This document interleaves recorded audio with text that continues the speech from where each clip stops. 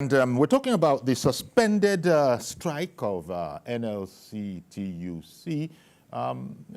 There's a sense in which one can say kudos to Labour for seeing reason. This followed the intervention of the NSA. There was a meeting in his office. The ministers of Labour were there, and it was said to be a very fruitful meeting. And so now we have a suspension of the strike. Since we went on break, Mr. George has joined us. Good morning to you, sir, and go right ahead. Good morning, Uncle Yori. Good morning. And, good morning to your guest. Yes. Uncle Yori, I challenge you that you are wrong by saying kudos to Labour. Which kind of kudos? What I can see, Uncle Yori, is that we have NLC that are politicians in Labour clothing. You can see what happened yesterday at Imo State. The workers in Imo that Ajero said he was going there to protect their interests. You saw what they did to the governor that they elected yesterday. That tells you that what Ajero went there to do was not what he was telling the public. I have somebody in Owerri who works in Owerri that witnessed what happened in that Owerri. When Ajero went to that place, he called out Labour men to come and meet with him. Only for these workers to come there and see Labour Party members, not workers, that Ajero incited to come and cause trouble there. That was what brought about the scuffle that made them to beat him. Wherever there is a cause, there's always an effect. So everybody is condemning, they don't know what happened, they don't like what happened to him, but he caused it. That is that. You can see that the picketing that they did at the airport in Abuja, it was Labour Party members, not workers. So you can see that what is going on is a political ploy to destabilize this government by people who are politicians that are hiding under Labour. Should we allow that kind of a thing to continue in this country? If care is not taken, Ajero and his gang derail this government. What they are planning to do is to, incite violence and anarchy so that Nigeria will become ungovernable. While our president is going about the whole world inviting investors to come here, they want it to make it look as this is not a place that investment can take place. And I do not understand why the government is too lenient on them. My own advice is that this Labour is not a Labour union. The government should prescribe it and allow the different unions to negotiate their issues directly with the Minister of Labour until we have a Labour that is a Labour. We can't have a country and a few people want to bring it down and we allow them to do it because as if we have no laws. Okay. I don't know. I'm sounding different because the way it is going, you don't allow evil doers to take over your country before you speak or before you do something. All right then, Mr. George. Thank you very much for calling in. It needs to be said that opinions of our viewers are not necessarily those of the program or indeed the station. However, we do allow everybody to have his say.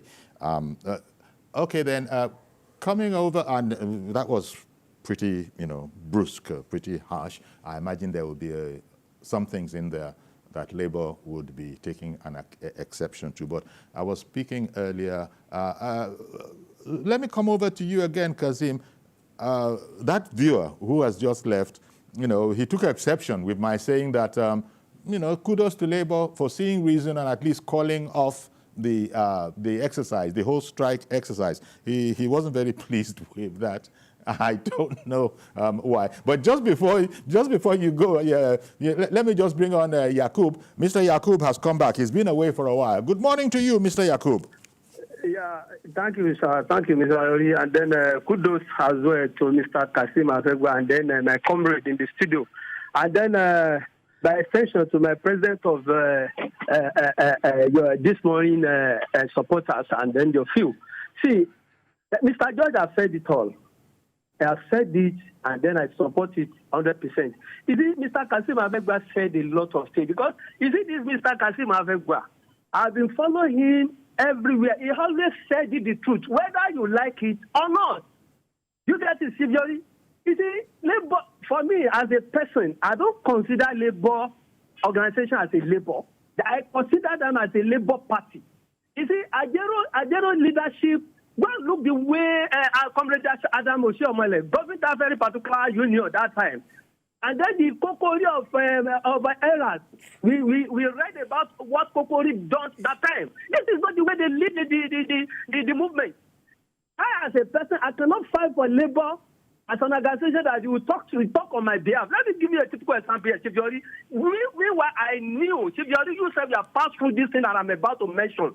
Will you imagine almost 10 or 15 or up to 15 years ago or 12 years ago, let me even say that, we bought some meters here in Lagos. We used our money to buy that meters. Chibiori, by now, the electricity has been continuing to fade this particular meter out. You will get light, sometimes the light will go. And then I go to the NEPA office, I complain about this particular meter. Do you know what these guys telling me, Chibiori?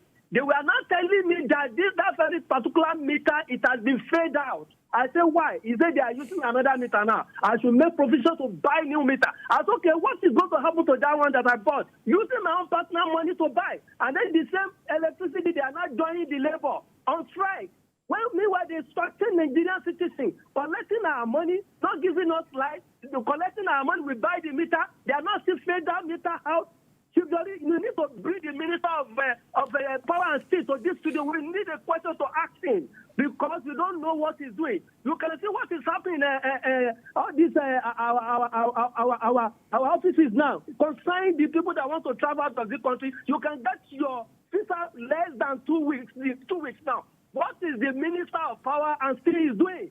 Because we cannot fold our hands and then this guy just change us, collecting our money, telling us that our meter is shut out, and then they ask us to buy another meter. Labour Party are not telling us they are going on strike. So are we not the Nigerians? Okay. Labor organizations, they don't know that they are doing this to us. So, and then you go to Imo State. You want to go and do protest.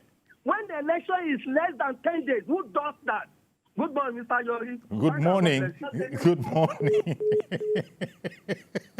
Okay, Kazim, now I can come to you. A lot of our viewers are calling in this morning, venting their anger. But there I was seeking kudos for Labour. Look, at least they didn't stick to their guns. They have listened to reason. They've come together. And how about you? Somebody was angry with me for saying, he said, what kudos? I mean, let's face it, shouldn't we give flowers where it is due? Labour didn't stick to its guns.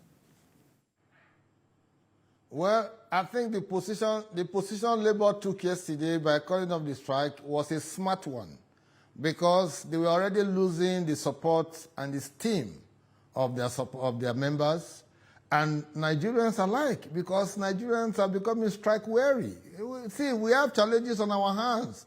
Sitting down, folding our hands without working, then later you go and ask for salary increase and all that. It's not a way out to rejuvenate this country and restart it or relaunch it on the path of development. So Labour was just being clever by half, by just quickly calling off this. Because if you look, if I watched some of your reports yesterday, the compliance level was almost just about 40% thereabout. People want to work. People want to make a heck of a living. They don't want to sit back and begin to lament in the name of it, particularly when the government is a listening government.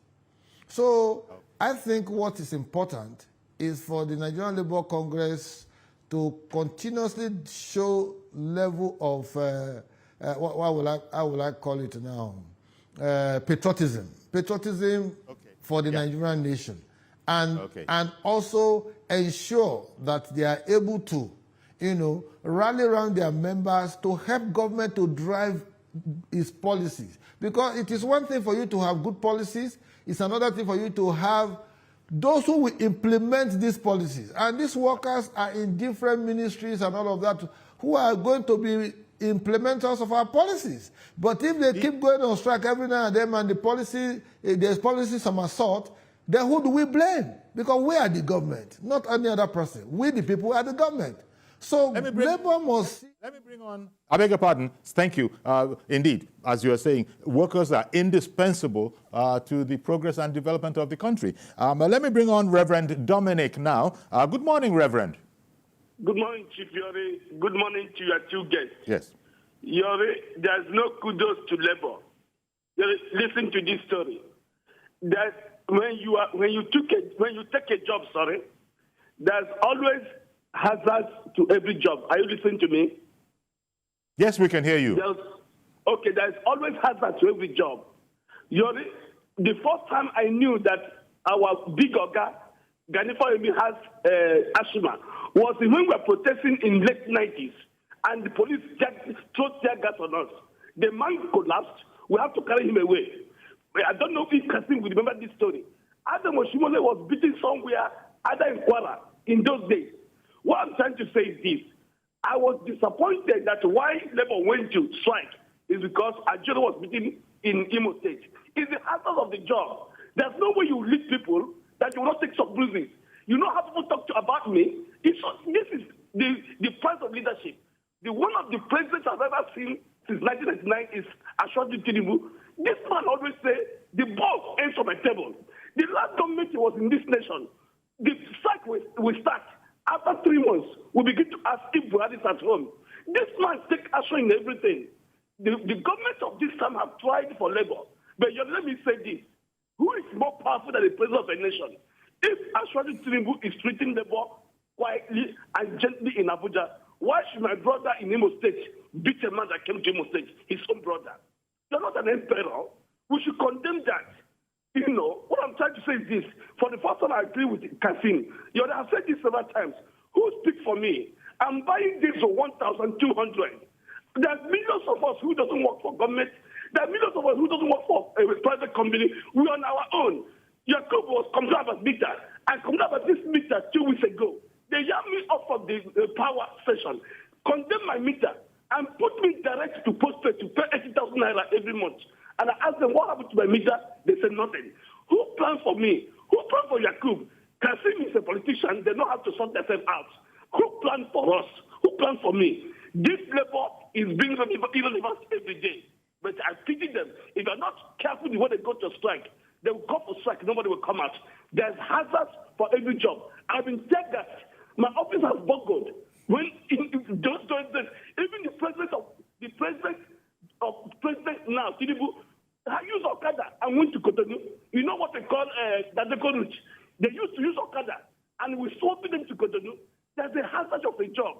If they beat you because they're the president, if they don't want beating, don't protest for people. Good morning. Good morning, Reverend Dominic, and thank you for calling in. But yeah, people are saying, keep that your kudos to yourself. It is what it is, but because what we want is harmony. We want peace, because that's the... Nobody can develop anywhere without people, without workers. And the president, it's well known, even before he became the president, this whole matter about human development agenda of his, if anybody has listened to, back in the day, his colloquiums that he always held on his birthday, it's always been an integral part. Labour is aware of this, but the way Labour has been playing now, I guess they might have, perhaps inadvertently, opened themselves up to this whole idea of, hang on, what's going on here? Whose side are you on? Are you a national organization, or have you become a partisan organization? I guess that's where all the problem is. Maybe Labour probably has to find a way to retrace its steps if indeed they deem that that is going to be necessary. But the point has been made repeatedly on this program that this government is a listening one. And so there's no... People are at a loss to find out or to see why Labour is that quick to go on a strike. Mistakes will be made, I suppose. And I'm not saying that Labour has admitted any mistake, but at least what we have here is a positive one. It was in that sense that I meant kudos. But everybody is saying, keep that your kudos to yourself. It's not necessary. Maybe will you cut them some slack and say there's a certain kudos? Well, we must appreciate that some mistakes have been made in terms of strategy and leveraging on the potentials that you have. But before I go on, I want to commend Reverend Dominic. Reverend Dominic. Yeah, for recounting the history that he talked about. It wasn't a protest per se. Chief Gani Fawemi, Dr. Beko, Professor Ole Soyinka, Dr. Joe Okeodumaki. Yes, right. Because you were also involved in those struggles. I was the one that went first to secure the venue. Okay. That was Campus Square. And I went with Comrade Musa Ohimini Alechenu. He was then Senate President of the NANS. You know, we're going for a discussion, and the police had blocked the entrance. And while they were going back, tear gas started, and Chief Gani Fawemi collapsed, and water was poured on him. Dr. Joe was beaten up. Professor Soyinka, Joe Odumaki. yeah, put his hand forward to be handcuffed, but they didn't handcuff him, they just took him away. So thank you for recounting on that history. In the meantime, let me quickly include the comments of Taiwo in Abuja, who has called in before you continue. Good morning, Mr. Taiwo. Thank you, Akuyori. It's actually Madam Taiwo. Good morning. Nigerian women are not happy with that your commendation, telling the Labour Party, the disorganized Labour, that are calling themselves organized Labour, that kudos to them for suspending the strike. Akuyori, do you know how many children we lost yesterday, day before yesterday, in our state hospitals? Do you know how many women went into labor and no one to attend to them at the primary health care across the country just because of the senseless strike? Do you know how many that were to be surgery supposed to be carried on in this country, Nigeria, and the masses, the poor, that cannot afford to travel out of this country, that cannot afford to go to private hospital that we lost yesterday? Just because the president was stuck in Imo State and you locked down, you granted the whole country? Does it make sense? Is it sleeping at all? Even if all his foot people, the foot watching people, what do they think they are doing? What are they taking Nigeria for? Uncle Yori, please, that your kudos you are giving to them is good. For the sake of the souls we lost day before yesterday and yesterday, that you reframe that. Nigerians are not happy. Why will you be saying kudos to them? Let's call a spade a spade.